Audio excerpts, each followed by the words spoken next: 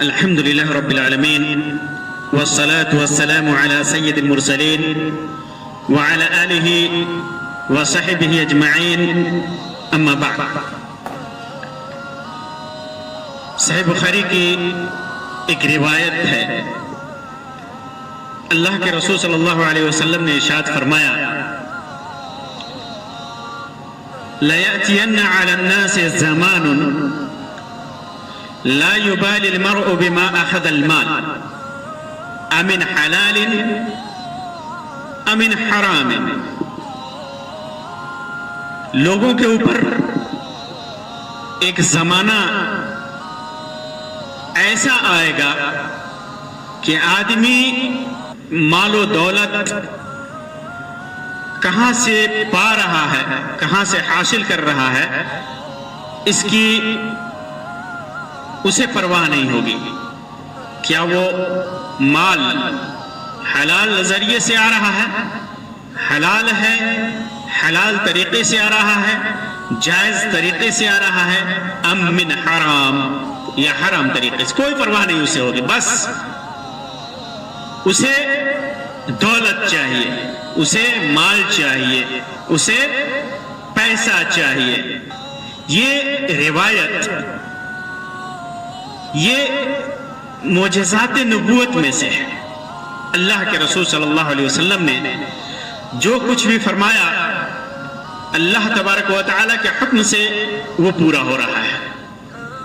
آج معاشرے میں نگاہ دوڑا جائیے، کتنے لوگ ہیں جنہیں اس بات کی پرواہ ہوتی ہے کہ وہ کہاں سے کما رہے ہیں، کہاں سے ان کے پاس دولت آ رہی ہے، کہاں سے روپیہ پیسہ آ رہا ہے، کہاں سے انہوں نے یہ دولت اکٹھا کی ہے، حلال ذریعے کی اختیار کیا ہے یا حرام طریقوں کو اختیار کیا ہے.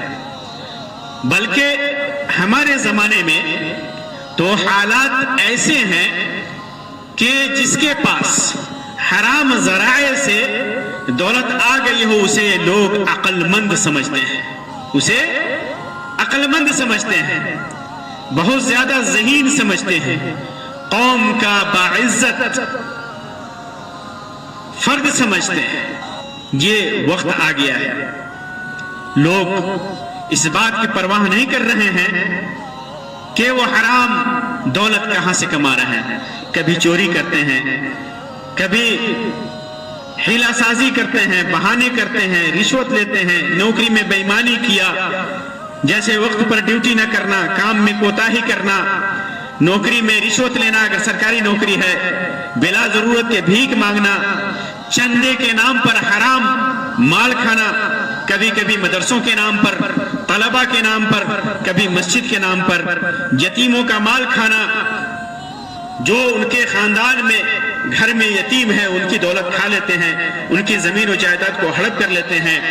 بسا اوقات ایسا بھی ہوتا ہے کہ یتیموں کے نام پر مدرسہ کھول لیا، یتیموں کے نام پر چندہ کیا اور سارے پیسے ہڑپ کر لیے، یا سارے نہیں بھی ہڑپ کیے تو باطل طریقے سے حیلہ اور بہانہ تراش کر کے یتیموں کے پیسوں کو کھا لیا. اسی طرح اسی میں شراب نوشی بھی شامل ہے، نشہ خوری، بیڑی، تمباکو، ڈرگس، حقہ، یہ ساری چیزیں جو حرام ہے شریعت میں، آدمی پرواہ نہیں کرتا بلکہ فیشن سمجھتا ہے، عزت کا بسا اوقات عزت کا سبب سمجھتا ہے. اسے پرواہ نہیں ہوتی کہ اللہ تبارک و تعالیٰ اس کی پاداش میں اسے کون سی سزا دینے والا ہے، اللہ تبارک و تعالیٰ اس کا کیا حشر کرنے والا ہے. ہر وہ ناجائز آدمی، ہر وہ جائز اور ناجائز طریقہ اختیار کرنے پر تلا ہوا ہے جو وہ کر سکتا ہے، جہاں بھی ہے، جس مقام پر بھی ہے، اس مقام پر جس کے پاس نہیں ہے وہ کچھ اپنے پاس پانے کے لیے حرام ذریعہ اختیار کر رہا ہے، اور اگر کسی کے پاس ہے تو مزید بڑھانے کے لیے حرام ذریعہ اختیار کر رہا ہے. بس دولت آنی چاہیے، کہاں سے آنی چاہیے، کس راستے سے آنی چاہیے، اسے اس کی پرواہ نہیں ہوتی. وہ پوچھتا بھی نہیں کہ یہ دولت حلال ہے طریقے سے آ رہی ہے یا حرام طریقے سے آ رہی ہے. 1 روپیہ اس کے پاس آ رہا ہے، اس کے پاکٹ میں، اس کے جیب میں آ رہا ہے، وہ حرام ذریعے سے آ رہا ہے یا حلال ذریعے سے آ رہا ہے. کوئی ورع نہیں، کوئی تقوی نہیں، کوئی پرہیزگاری نہیں، کوئی سوچ نہیں، کوئی سمجھ نہیں، بلکہ اسے اس بات کی فکر ہوتی ہے کہ بس پیسہ آنا چاہیے، روپیہ آنا چاہیے، دولت آنی چاہیے، دولت آنی چاہیے. بسا اوقات تو انسان فخر کرتا ہے، بسا اوقات انسان فخر کرتا ہے کہ اس نے حرام ذریعے سے کمایا ہے. آپ اگر کسی سے پوچھیں کہ آپ کون سا کام کرتے ہیں تو اگر وہ کہیں گے کہ میں فلاں نوکری کرتا ہوں لیکن سائیڈ سے اتنا کما لیتا ہوں، سائیڈ سے اتنا کما. وہ سائیڈ کیا ہے؟ وہ سائیڈ کیا ہے؟ فخر کر رہا ہے کہ سائیڈ سے 1 لاکھ کماتا ہوں، 50,000 کماتا ہوں، 20,000 کماتا ہوں. آپ کسی سے پوچھیں تو فخریہ بیان کرتا ہے، فخریہ بیان کرتا ہے کہ سائیڈ سے. شادی بیاہ کے معاملے میں اگر شادی بیاہ کے معاملات طے کیے جاتے ہیں تو اس میں بھی عجیب ہے، لوگ دیکھتے ہیں کہ لڑکا سائیڈ سے کیا کما رہا ہے، دولت اس کے پاس کتنی ہے، حلال ذریعے سے ہے، حرام ذریعے سے ہے. عام طور پر لوگوں کو اس کی فکر نہیں ہوتی. جبکہ ہمارے نبی مکرم صلی اللہ علیہ وسلم کا یہ حال تھا کہ آپ ہر حالت میں دیکھتے تھے کہ یہ چیز کہیں میرے اوپر حرام نہ ہو، حرام ذریعے سے نہ آیا ہو. صحیح بخاری کی روایت ہے اور صحیح مسلم کے اندر بھی ہے، ابو ہریرہ رضی اللہ تعالیٰ عنہ کی روایت ہے.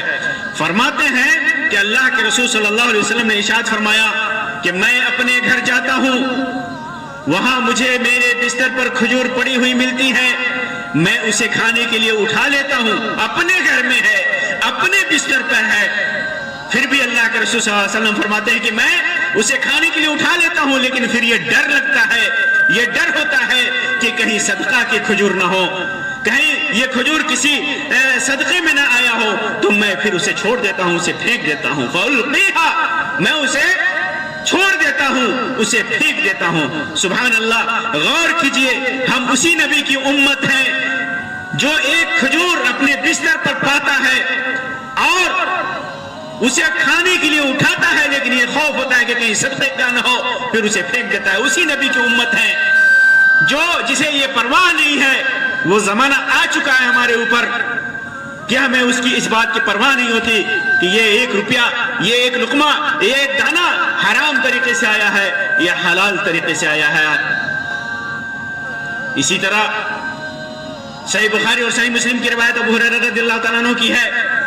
فرماتے ہیں کہ حسن ابن علی رضی اللہ تعالیٰ عنہ نماز رسول زکوٰۃ کی کھجوروں کے ڈھیر سے ایک کھجور اٹھا کر لیتے ہیں اور اٹھا کر اسے اپنے منہ میں ڈال لیتے ہیں. تو اللہ کے رسول صلی اللہ علیہ وسلم نے فرمایا، کیا فرمایا؟ اسے نکالو، اسے نکالو، اسے تھوکو، اسے پھینکو. اور پھر فرمایا، کیا تمہیں معلوم نہیں کہ ہم لوگ صدقہ کا مال نہیں کھاتے؟ غور کیجئے، ایک نبی نہ خود ایک کھجور استعمال کر رہا ہے اس ڈر سے کہ کہیں حرام نہ ہو، اور اپنے کسی بھی آل و اولاد کو استعمال کرنے نہیں دے رہا ہے صرف اس وجہ سے کہ یہ حرام ہے. تو ہمیں بھی اس نبی کی امت ہونے کے ناطے ہمارے اوپر فرض ہے، ہمیں بھی یہ ضروری ہے کہ ہم یہ دیکھیں کہ ہمارے پاس جو پیسہ آ رہا ہے، ہمارے پاس جو دولت آ رہی ہے، وہ حرام ذریعے سے ہے یا حلال ذریعے سے ہے. لیکن نبی اکرم صلی اللہ علیہ وسلم کی وہ پیشن گوئی پوری ہو چکی ہے کہ کہاں سے آ رہا ہے، کہاں سے جا رہا ہے، یہ حلال طریقے سے آ رہا ہے مال یا حرام طریقے سے آ رہا ہے، ہمیں اس کی پرواہ نہیں ہے. اللہ تبارک و تعالیٰ سے دعا ہے کہ اللہ تبارک و تعالیٰ ہمارے تمام ذرائع آمدنی کو حلال کر دے، ہمارے رزق کو حلال کر دے. اللہ تبارک و تعالیٰ ہمیں ہر طرح کے حرام دولت سے، حرام کام سے، حرام چیز سے اللہ تبارک و تعالیٰ ہمیں بچائے. آمین رب العالمین. وآخر دعوانا ان الحمد للہ رب العالمین وصلی اللہ علی خیر خلقہ وسلم. والسلام علیکم ورحمۃ اللہ وبرکاتہ.